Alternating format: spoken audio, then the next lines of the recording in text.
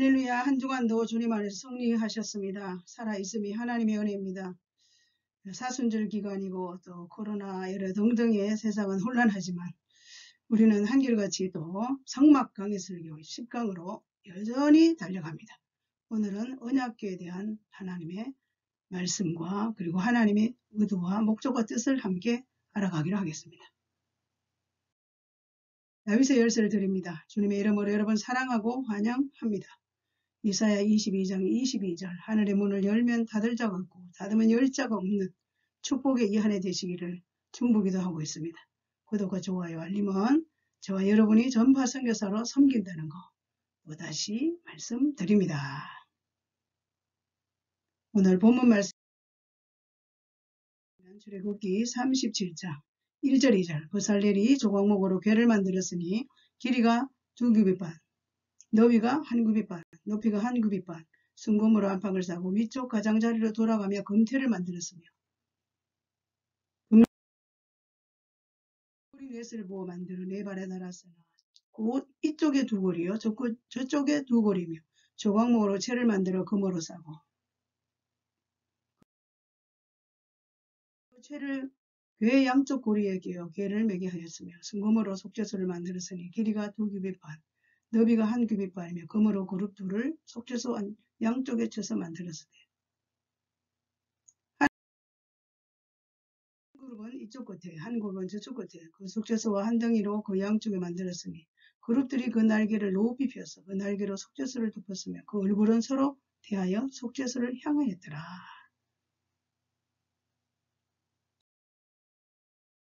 첫째, 언약궤의 명칭은 무엇일까요? 언약궤의 명칭. 궤의 뜻이 뭘까요? 궤란. 자, 아론 이끌어 모다라는 히브리어 말이 있다고 합니다.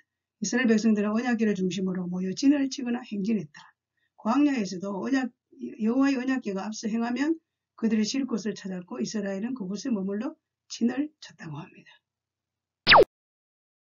언약궤에 다양한 명칭이 있습니다. 첫째는 물건 보물을 넣는 나무로 만든 네모 상자, 뚜껑에 구멍을 내어 돈이나 기중품을 넣어두는 함, 성전 수리를 위하여 비용을 모으는 교회. 둘째는 시체를 넣는 관. 이스라엘 자손이 애굽에서 요셉의 시신 향 자리를 넣고 입관하던 관. 히브리어로 아롯 이렇게 합니다. 셋째는 노아 방주와 갈대 상자라고 합니다. 히브리어 테바. 대홍수 심판으로 썰어버림을 당할 때 노아의 가족 8명, 고온의 방주 요괴 갈대 상자 이런 언약궤에 다양한 뜻도 있다고 합니다. 언약궤에 다양한 명칭이 있는데 첫째는 전국의 법궤, 하나님께서 증거하시는 말씀, 십계명이 들어있는 궤, 나무궤, 아론 애처라고 하는데 조각목으로 나무궤를 만들었다는 의미, 십딘 나무로 궤를 만들고 조각목으로 만들고 셋째는 만군의 여호와의 궤, 아론 베리토 예호바, 만물의 창조자다, 통치자다, 하나님의 언약궤라는 뜻, 하나님의 궤. 넷째는 주의 능력, 권능, 궤, 아론 우체카로 하는데 법궤 속에 하나님의 능력이 있다는 뜻을 의미한다고. 이러한 언약궤의 다양한 명칭 참고하시길 바랍니다.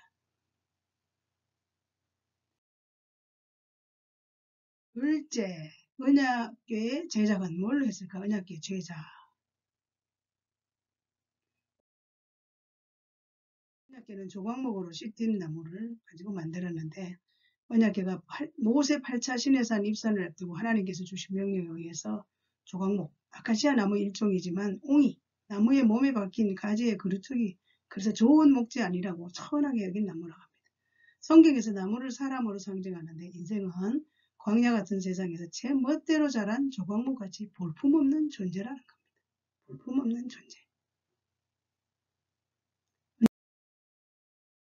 언약궤는 정금으로 안팎을 쌌습니다. 원제단은 노소로 입히고 분양단은 금만 정금으로 언약궤는 안팎으로 정금을 입혔다. 정금은 히브리어 자하버 타오르라는데 반짝거리다. 그리고 깨끗한 불순물이 섞이지 않는 순결합니다. 의미는 타오로 합쳐진 말이라고 합니다. 언약궤는 네 발의 금고리 넷을 만들었습니다. 금고리 넷. 아바르는 넷째라는 뜻인데 탑베 오트. 히브리어는 좀 복잡하긴 하지만 다 의미와 뜻이 있기 때문에 참고로 제가 기록해 놨습니다. 고리 반지를 의미하는데 탑바이트 복숭이며 자바흐는 금을 가리킨다. 언약궤는 금고리 넷을 만들어 달게 한 이유, 네 다리에 만들어 달고 그 고리 안에 채를 끼워서 이동하거나 운반할 때 거룩한 언약궤를 손으로 만지면 절대로 안 됩니다. 다윗성으로 옮기다가 우사가 죽었지 않습니까? 손으로 옮기면 안 되기 때문에 금고리 넷을 만들어 달았다.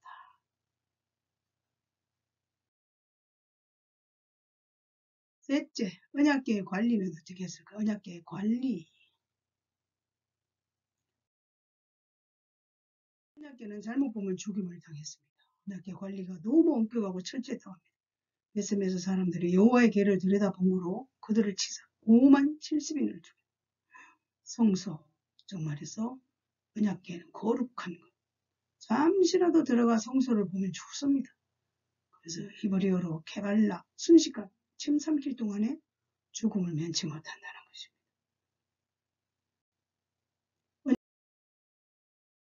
언약궤는 채와 운반할 때 규정이 있다고 합니다. 언약궤 채는 진을 떠나서 휘장을 걷어 언약궤를 덮고 그 위에 해달의 가죽으로 덮은 후 다시 순청색 보자기를 덮는다. 그리고 언약궤를 담당하는 이들은 몸을 성결하게 해야 되고 매우 올려야 되고 매대 규정대로 매라. 얼마나 규정이 까다로운지 모른다고 합니다.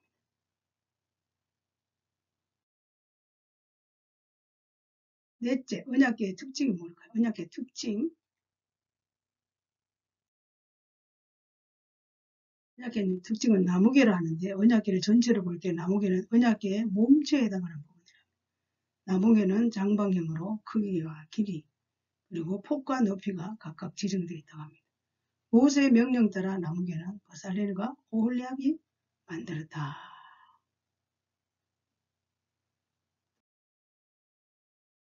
속죄소라고 합니다. 언약궤를 덮는 덮개, 뚜껑. 속죄소는 언약궤, 규격과 같고 언약궤와 완전 밀착되어 있고 뚜껑 역할을 했다고 합니다. 속죄소, 히브리어로 카포레터에서 유래, 덮다, 속죄하다는 뜻을 가졌는데 가바르에서 유래, 죄를 용서하는 장소, 하나님이 자기 백성을 만나주시는 곳이 속죄소라는 거죠.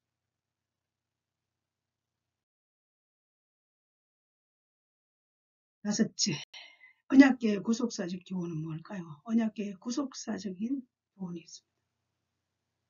첫째, 언약궤는 예수 그리스도의 예표입니다. 언약궤는 광야 행진할 때 그리고 요단강 도할 때 그리고 전쟁 때 이스라엘 백성 앞에서 하나님의 임재를 하나님께서 언약궤를 통하 이스라엘 백성들을 만나 교제하듯 언약궤의 실체이신 예수 그리스도를 통해서 우리가 교제하고 우리의 유일한 길이고 진리고 생명이라는 예수 그리스도의 예표를 언약궤로 구속사적인 예표입니다. 두 번째, 언약궤는 예수 그리스도의 자비와 속죄를 나타냅니다. 속죄소는 죄악을 속량한 자리로서 자비의 자리, 자비가 베풀어지는 자리, 은혜의 보좌.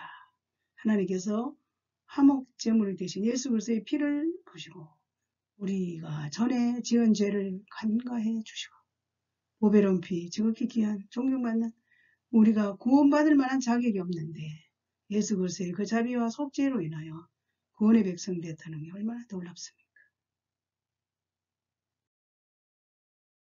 오늘 언약궤의 말씀을 마무리하면서 이 사순절 기간에 고난주간 우리가 구원받을 만한 자격이 하나도 없습니다.